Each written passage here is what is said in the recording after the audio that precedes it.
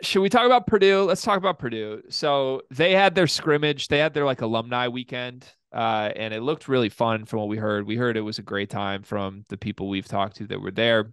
Rayfeld Davis in particular was there, as was like Robbie Hummel, a lot of the players from the past few years, Dakota Mathias, Ryan Smith, all these guys. They played the alumni game first. It looked like there was a lot of fans in the arena as well. Like Purdue basketball is really thriving as a community right now. Probably makes sense because there's nothing else to do. You can't go get a beverage at 1 p.m. on a Saturday in West Lafayette. So we'll see here. But the more important thing is they scrimmaged. They rolled the ball out and played basketball after that. And Zach Edey did not play. Ethan Morton did not play. That one's notable for a certain reason.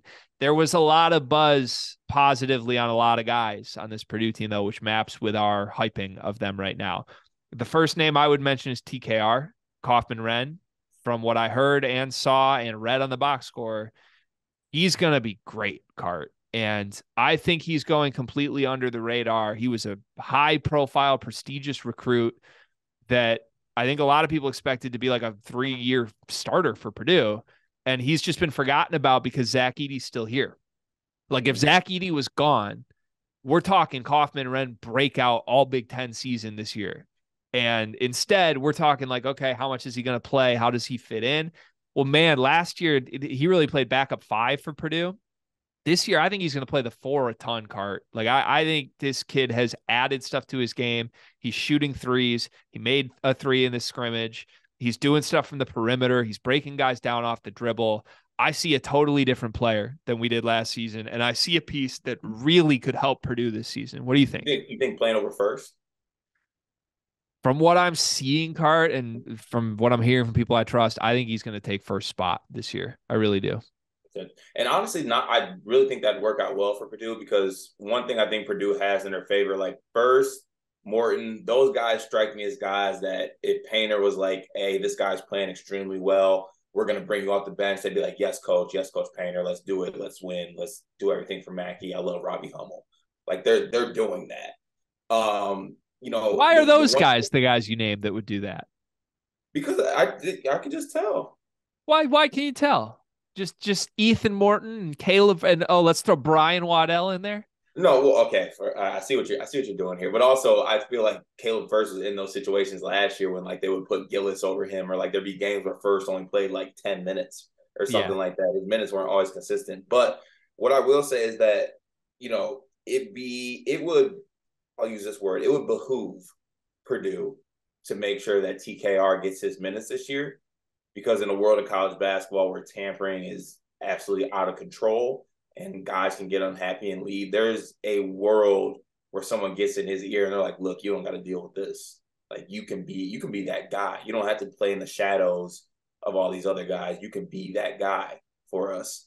But I think it'd be a great development for Purdue. You talk about guys making jumps from freshman to sophomore year. You got to think TKR missed his whole first season by basically redshirting because he was injured. So last year he was basically a freshman.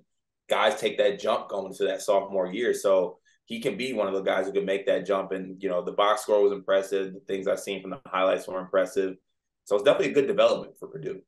We've been leading the Purdue hype train, and my first impression of this team from the highlights I saw, the little bit of film I saw, and reading the box score, I think this went about as good as you could have possibly hoped for like a preseason scrimmage. As a whole, the team shot 38% from 3, 12 for 32.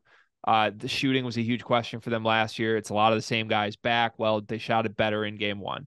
You had a lot of guys make threes in this game. Fletcher Lawyer was 3 for 4. Mason Gillis was 2 for 6. Kaufman-Renn hit a 3. Cameron Hyde hit a 3.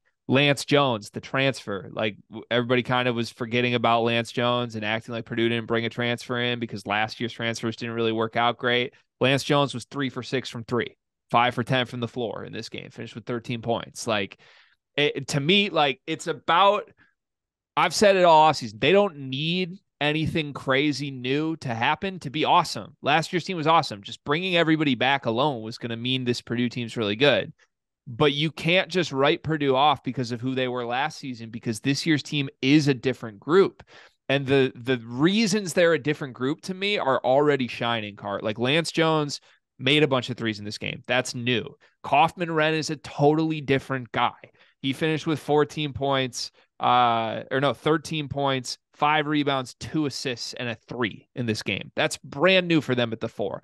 Myles Colvin is popping off the screen with athleticism. Like, he didn't have the most productive game in the scrimmage, but he's just capable of doing things that Ethan Morton and the guys at the 3 last season were not. So you have to take all of this as a really, really good sign that Purdue is going to exceed even the level of production they got last season from a team that won 2 championships and was a 1 seed. Yeah, they also played the Purdue alumni. No, they didn't play the alumni. They played each other. Oh, my apologies. Yeah, this was a scrimmage of playing each other, which was a competitive scrimmage because this team has 11 dudes looking for a spot. Well, there goes my hate angle because I was trying to kill the Purdue hype just a little bit. I feel like I was hyping them up just a little bit too much and not talking enough about how Michigan State had a photo shoot and Tyson Walker took a photo with his dog and Cohen Carr's wearing 55. So whatever you got to get going down there in Mackey, make it happen because we're doing what we got to do on this side. If you want me to play skepticism angle here, 90% of the tweets during the scrimmage that I saw from Purdue fans that were like gassing up excitement were about Myles Colvin. Myles Colvin finished the scrimmage 2 for 7 from the floor, 0 for 2 from 3 with 4 points and 2 rebounds. They haven't seen someone that athletic at that position in so long that it probably put them in the shell shock. Yeah, I was texting our boys from Braggs and Stands a little bit, just like not hating, but just like, guys, come on. Like, I'm shocked that all the hype is on Colvin, and that's the number. Like, I was expecting the box score to come out and he had 15 points. Like Kaufman-Renn did. Kaufman-Renn should be the story here as the breakout guy, not a guy who had 4 points. Hyde, I'm sorry. We still got to figure out how to pronounce his name. 11 rebounds in this game. Cart, like the rumors on him all summer were like he just flies around, he's crazy. There's a video that went around of him like diving into the front row in the scrimmage. So maybe it's right. Maybe we shouldn't shrug off the Hyde hype because he's like just a banger wing that got 11 rebounds in the scrimmage. Yeah. Also, hashtag Hyde hype works. It does work. So all right. Does end of the day, does this change any of your feelings on Purdue? We've said they're a Final Four team, so what more can I say? That's I'm done talking about like Purdue being a top 5 team and being like really great. Like, we get it. That it is what it is. It changes one thing for me, and I'm not done. I'm going to keep talking about that every day for the record. So you're stuck. It changes one thing for me. The best team in the country is whichever team shoots better this season between Purdue and Kansas. That's my official take.